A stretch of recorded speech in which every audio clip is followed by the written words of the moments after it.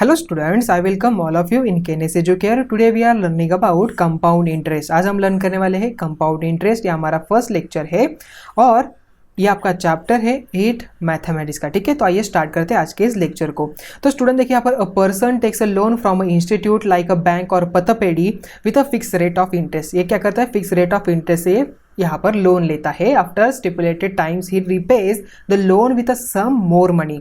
वो क्या करता है, फॉर एग्जाम्पल मैंने किसी भी बैंक या तो पतपेड़ी से 10,000 रुपीज़ का लोन ले लिया। ठीक है, अभी मैं 10,000 यहाँ पर सम फॉर एग्जाम्पल 2 ईयर्स के बाद मुझे यहाँ पर लौटाना है। बैंक को मैंने जो पैसे लिए हैं मुझे वो लौटाना है, तो यहाँ पर मैं ओनली 10,000 पे करूँगा नहीं, मुझे यहाँ पर सम कुछ अमाउंट यहाँ पर उसके ऊपर पे करनी पड़ेगी। ठीक है, तो जो अमाउंट हम यहाँ पर इसका एडिशनल अमाउंट पे करते हैं उसे क्या कहते हैं, यहाँ पर उसे कहेंगे इंटरेस्ट। ओके, तो इंटरेस्ट के 2 टाइप्स होते हैं। वो इसका पहला हमने simple interest already previous standard में लर्न किया है, तो इस स्टैंडर्ड में हम लर्न करेंगे कंपाउंड इंटरेस्ट होता क्या है। ठीक है, तो उससे पहले सिंपल इंटरेस्ट जरा सा रिकॉल करते हैं। So we have learn the formula to find out the interest I is equal to PNR upon 100। ठीक है, तो आई यहाँ पर क्या है, P क्या है, N क्या है वो देख लेते हैं। ठीक है, आई क्या है, इंटरेस्ट, अमाउंट ऑफ इंटरेस्ट यहाँ पर कितनी है, P इज इक्वल टू क्या हो जाएगा, प्रिंसिपल अमाउंट हमारी क्या है, N is equal to number of years कितने साल के लिए लिया है, and R is equal to rate of interest at PCPA मतलब परसेंटेज कंपाउंडेड पर एनम। ठीक है, so this is how simple interest is calculate. Already हमने सिंपल इंटरेस्ट कैसे कैलकुलेट किया जाता है वो ऑलरेडी देखा है। ठीक है, तो स्टूडेंट सिंपल इंटरेस्ट हो गया, अभी इस साल हम लर्न करने वाले हैं कंपाउंड इंटरेस्ट। तो पहले सिंपल इंटरेस्ट जरा सा याद कर लेते हैं होता क्या है। ठीक है, if I take a loan at a rate of interest 10% per annum, मैंने 10% पर एनम पे यहाँ पर लोन लिया 10,000 रुपीज़ का, तो मुझे यहाँ पर 2 ईयर्स के बाद कितनी अमाउंट पे करनी पड़ेगी। यहाँ पर देखिए 10,000 का 10% कितना होगा, यहाँ पर 1,000 रुपीज़ यहाँ पर क्या हो जाएगा, इसका 10% यहाँ पर हो जाएगा। ठीक है, so therefore 1,000 rupees is a 10% of 10,000, so therefore I will need to pay after the 2 years 2,000 plus मुझे क्या करना पड़ेगा, 2,000 मतलब 12,000 मुझे यहाँ पर बैंक को पे करना पड़ेगा। If I take loan at a 10% interest पे मैंने लिया होगा। ठीक है, सो देयरफॉर देखिए यहाँ पर क्या हो जाएगा, ये फॉर्मूला कैसे यहाँ पर लिखेंगे, देखिए I is equal to principal amount कितनी मेरी 10,000 है। ठीक है, multiply by number of years यहाँ पर 2 है, रेट ऑफ इंटरेस्ट कितना है मेरा 10% अपॉन 100। ठीक है, सो 10 कैंसिल हो गया, तो 1,000 multiply by 2 is equal to 2,000। ठीक है, 2,000 मुझे रेट ऑफ इंटरेस्ट मुझे देना पड़ेगा मेरे प्रिंसिपल अमाउंट पे। ठीक है, तो प्रिंसिपल अमाउंट प्लस ये अमाउंट वाली। ठीक है, तो देयरफॉर मुझे 12,000 मुझे बैंक को पे करना पड़ेगा, ये होगा simple interest. But students compound interest क्या होता है वो पहले अंडरस्टैंड कर लेते हैं।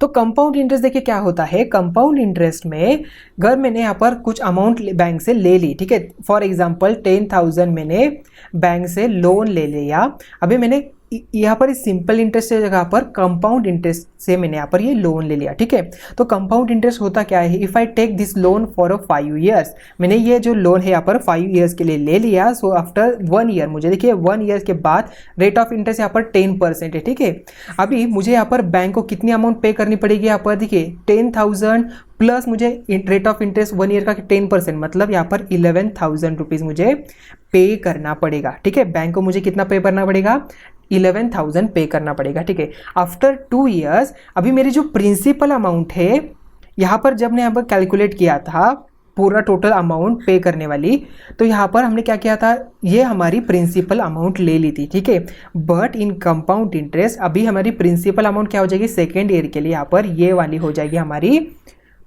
Principal amount. ठीक है, ये वाली हो जाएगी हमारी प्रिंसिपल अमाउंट। तो मुझे यहाँ पर आफ्टर सेकेंड ईयर क्या करना पड़ेगा, तो 11,000 के मुझे 10% यहाँ पर निकालने पड़ेंगे। तो 11,000 के 10% कितने होते देखिए यहाँ पर, सो 11,000 मल्टीप्लाई बाय 10 अपॉन 100, 10 कैंसल, तो 1,100 मुझे पे करना पड़ेगा, मतलब 11,000 प्लस 1,100 मुझे यहाँ पर पे करना पड़ेगा, तो 00121, तो आफ्टर सेकेंड ईयर मुझे यहाँ पर 12,100 रुपीज़ पे करना पड़ेगा। ठीक है, तो ये होगा सेकेंड ईयर का। आफ्टर दैट थर्ड ईयर, अभी थर्ड ईयर में देखिए क्या हो जाएगा, सो इन थर्ड ईयर अभी मेरी जो प्रिंसिपल अमाउंट क्या हो जाएगी यहाँ पर, ये मेरी प्रिंसिपल अमाउंट हो जाएगी 12,100, तो 12,000 100 मल्टीप्लाई बाय 10%, ठीक है। तो यहाँ पर डिवाइडेड 10, 10 10 10 कैंसिल हो जाएगा, मतलब 121 ये मेरी अभी इंटरेस्ट अमाउंट हो जाएगी, ठीक है। सो देयरफॉर मुझे कितना पे करना पड़ेगा यहाँ पर, सो 12100 प्लस 1210, तो 01331, ओके। सो 13310 मुझे यहाँ पर पे करना पड़ेगा, ठीक है। तो इतनी मुझे अमाउंट आफ्टर 3 ईयर्स पे करना पड़ेगा। अभी आफ्टर 5 ईयर्स, देखिए अभी 4th ईयर का हम यहाँ पर कैलकुलेट कर देते हैं। अभी 4th ईयर का क्या हो जाएगा, सो 13310 मल्टीप्लाई बाय 10, यहाँ पर 10 गया तो 1331 प्लस 13310, ठीक है। यहाँ पर हम एडिशन करते हैं इनकी, ठीक है। सो 13310 1331, तो यहाँ पर क्या आ जाएगा 14641, इतनी अमाउंट यहाँ पर मुझे पे करनी पड़ेगी आफ्टर 4 ईयर्स। तो यहाँ पर क्या आ जाएगा 14641, ये मेरी अमाउंट हो जाएगी आफ्टर 4 ईयर्स, ठीक है। सो आफ्टर 5th ईयर, अभी मुझे यहाँ पर 5th ईयर में क्या हो जाएगा, सो मुझे फिर से यहाँ पर इसका 10% निकालना पड़ेगा, ठीक है। तो इसका 10% देखिए क्या होता है, सो 14641 मल्टीप्लाई बाय 10 डिवाइडेड बाय 100, तो 1010, तो यहाँ पर क्या आता है 1464.1, इतनी इसकी 10% होती है। तो इसके एडिशन करना पड़ेगा, तो 14641, देखिए क्या हो जाएगा 0.1, ऐसे ही यहाँ पर 5, तो 10 1 कैरी, 10 1 11, 5 6 एंड 1। तो आफ्टर 5 ईयर्स मुझे बैंक को कितनी अमाउंट पे करनी पड़ेगी, 16,105.1 रुपीज़, इतनी मुझे अमाउंट यहाँ पर बैंक को पे करनी पड़ेगी आफ्टर 5 ईयर्स। अगर मैंने यही जो अमाउंट है कंपाउंड इंटरेस्ट पे ली होगी, ओके। अभी इससे हम यहाँ पर सिंपल इंटरेस्ट, देखिए अगर मैंने यहाँ पर 5 ईयर्स के लिए सिंपल इंटरेस्ट से मैंने लिया होता लोन, तो मुझे कितनी अमाउंट पे करनी पड़ती है, देखिए हम यहाँ पर उसे भी कैलकुलेट करते हैं, ठीक है। सो देयरफॉर इसका फॉर्मूला क्या है सिंपल इंटरेस्ट का, सो प्रिंसिपल अमाउंट 10,000, अभी प्रिंसिपल अमाउंट क्या लेते हैं जो हमने लोन लिया, multiply how many years for the 5 years, rate of interest यहाँ पर 10% है, डिवाइडेड बाय 100, तो 101010 कैंसिल हो जाएगा, तो 1000 डिवाइडेड बाय 5, मतलब यहाँ पर 5000 रुपीज़ मेरा इंटरेस्ट हो जाएगा। सो देयरफॉर मुझे पे करना पड़ेगा with for the simple interest 15,000 मुझे बैंक को पे करना पड़ेगा आफ्टर 5 ईयर्स। बट वही लोन मैंने यहाँ पर कंपाउंड इंटरेस्ट से लिया, तो मुझे यहाँ पर टोटल अमाउंट मुझे कितनी पे करनी पड़ेगी, 16,105.1 रुपीज़, ठीक है। तो आई थिंक आपको कंपाउंड इंटरेस्ट अभी समझ में आ चुका होगा। कंपाउंड इंटरेस्ट में क्या होता है, जितना भी यहाँ पर आफ्टर द 1 ईयर्स, तो ये मेरी प्रिंसिपल अमाउंट हो जाएगी, आफ्टर 2 ईयर्स ये मेरी प्रिंसिपल अमाउंट हो जाएगी। यहाँ पर प्रिंसिपल अमाउंट चेंज होती है, but in simple interest principal amount change नहीं होती, ठीक है। तो स्टूडेंट हम यहाँ पर देखिए 5 ईयर्स के लिए ऐसे हर ईयर का हम कैलकुलेट करते बैठेंगे क्या, नहीं, इसके लिए एक फॉर्मूला है, वो अभी हम फॉर्मूला लिख के लेते हैं, ठीक है।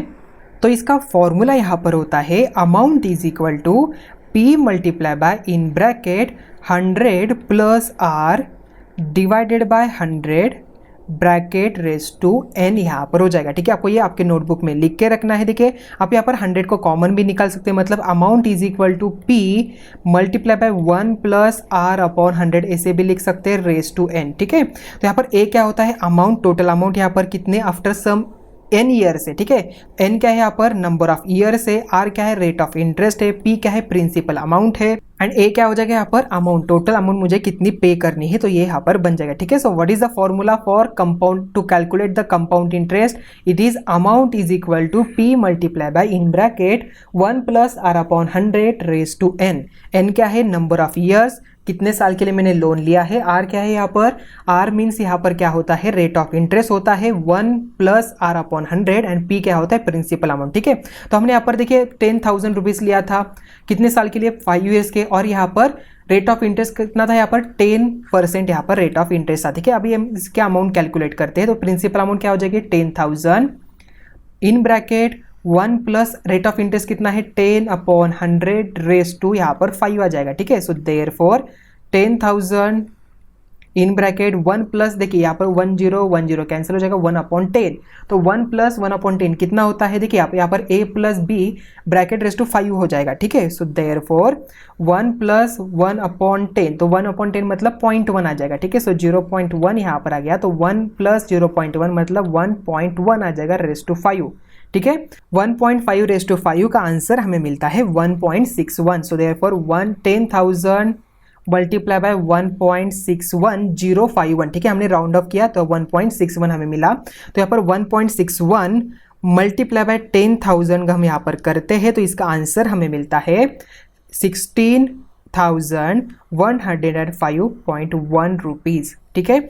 तो स्टूडेंट देखिए हमने ऑलरेडी इसे कैलकुलेट भी किया था, देखिए वहाँ पर भी अमाउंट कितनी आई थी, यहाँ पर 16,000 के अराउंड ही अमाउंट आई थी, ठीक है। सो आई थिंक अभी आपको समझ में आ चुका हो, तो आपको ये फॉर्मूला ऐसे यूज करना है, ठीक है। तो आइए कुछ एग्जांपल हम यहाँ पर सॉल्व करते हैं। देखिए एग्जांपल नंबर 1 है, find the compound interest if 4,000 are invested for 3 years at the rate of 12 1/2 PCPA, ठीक है। तो फॉर्मूला क्या है, फॉर्मूला वही यूज करना है। तो A इज इक्वल टू क्या, इन ब्रैकेट तो P multiply by 1 plus R/100 raise to यहाँ पर N आ जाएगा, ठीक है। सो देयरफॉर उन्हें देखिए कंपाउंड इंटरेस्ट यहाँ पर प्रिंसिपल अमाउंट दी है 4,000, तो principal P is equal to 4,000 यहाँ पर आ जाएगा। After that N is equal to क्या आ जाएगा, 3 years आ जाएगा, ठीक है। And rate of interest R is equal to क्या आने वाला है, देखिए 12 1/2 मतलब 12 2 जा 24 प्लस 1 25/2 PCPA, ठीक है, percentage compounded per annum. Okay, so now we put the value, यहाँ पर P इज इक्वल टू क्या है 4,000 multiply by 1 plus R upon क्या आ जाएगा 25/2 मल्टीप्लाई बाय 100 रेस टू यहाँ पर आ जाएगा कितने ईयर्स के लिए, 3 years के लिए, ठीक है। सो देयरफॉर 4,000 इन ब्रैकेट 1 प्लस 25, देखिए यहाँ पर क्या जाएगा 25 1 जा 25 4 जा, ठीक है। सो देयरफॉर 4 2 जा 8 आ जाएगा, तो 1 प्लस 1/8 रेस टू 3, तो 8 1 जा देखिए यहाँ पर क्या आता है, so is equal to 4,000 multiply by देखिए 8 1 जा इन ब्रैकेट 8 1 जा प्लस 1/8 रेस टू 3 आ जाएगा। सो देयरफॉर इसे हमें कैलकुलेट करना है तो यहाँ पर 9/8 आता है, ठीक है। सो देयरफॉर 4,000 मल्टीप्लाई बाय 9/8 देखिए रेस टू 3 है मतलब 9/8 हमें मिल जाएगा, ठीक है। सो देयरफॉर देखिए इसे हम कैलकुलेट करते हैं तो 4 2 जा देन 4 1 जा 1000 यहाँ पर आता है। देखिए अगेन हम यहाँ पर डिवाइड कर सकते हैं 2 से, तो 500 यहाँ पर आ गया, ठीक है। So therefore 500 multiply by 9 multiply by 9 multiply by 9 divided by 8 multiply by 8, ठीक है। तो फिर से हम यहाँ पर डिवाइड करते हैं 2 से, देखिए 4 जा आ जाएगा, यहाँ पर 250 आ गया। अगेन हम यहाँ पर 2 से डिवाइड करते हैं 2 आ जाएगा, देन यहाँ पर 2 1 जा